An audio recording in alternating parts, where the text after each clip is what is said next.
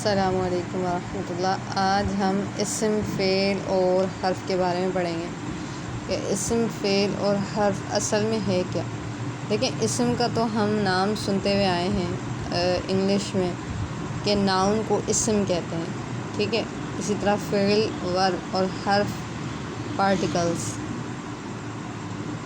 لیکن عربی گرامر میں اسم کس کو کہتے ہیں آج ہم پڑھیں گے۔ بچپن میں جب ہم انگلش پڑھتے تھے یا اردو گرامر، تو وہاں پر یہ بتایا جاتا تھا کہ اسم ناؤن یعنی کسی بھی جگہ، چیز، شخص کے نام کو اسم کہتے ہیں۔ لیکن یہاں ناؤن کا تھوڑا پیٹرن الگ ہے۔ وہ کس طرح کہ یہاں پر وہ کلمہ جو اپنے معنی پر دلالت کے سلسلے میں کسی دوسرے کلمے کا محتاج ہو، اور اس میں تینوں زمانوں یعنی ماضی، حال، مستقبل میں سے کوئی زمانہ نہ پایا جائے، تو وہ کیا کہلاتا ہے؟ اسم۔ اب دیکھیں، اس سے پہلے ہمیں ایک چیز کو جاننا ضروری ہوگا کہ اسم زمانے تین طرح کے ہوتے ہیں۔ کتنے طرح کے ہوتے ہیں؟ تین طرح کے ہوتے ہیں۔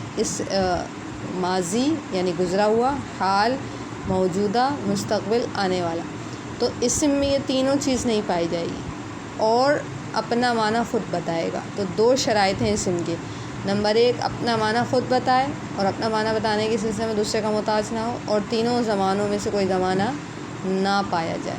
جیسے اگر میں کہوں جملن، جملن کا مطلب ہوتا ہے اونٹ، تو اب اس میں کوئی نہ ماضی، نہ ہی حال، نہ ہی مستقبل، تینوں میں سے کوئی بھی زمانہ نہیں پایا گیا۔ تو اٹس مین یہ کیا ہوا؟ یہ اسم ہوا۔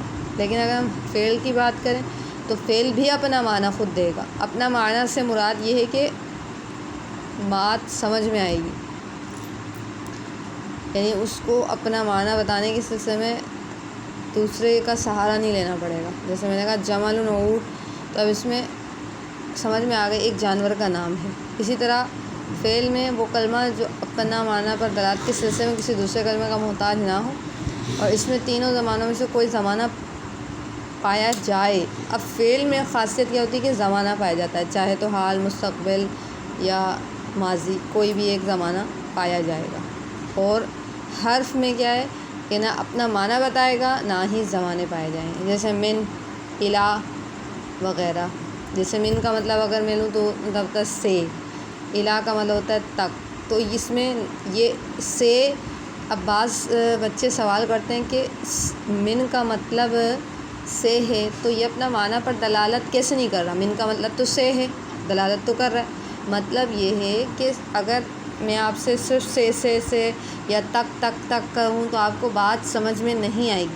لیکن اگر میں کہوں کہ بھائی لاہور سے کراچی تک، تو اب بات سمجھ میں آ رہی۔ تو حرف اپنا معنی کب دیتا ہے؟ جب اس کے آگے پیچھے اسم یا فعل ہو، اکیلا نہیں دیتا، مطلب بات سمجھ نہیں آتی۔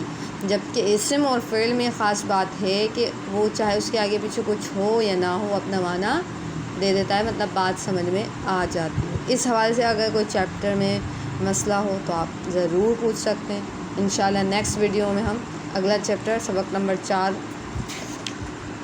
اسم، فعل اور حرف کی علامات کا بیان پڑھیں گے۔ السلام علیکم ورحمۃ اللہ۔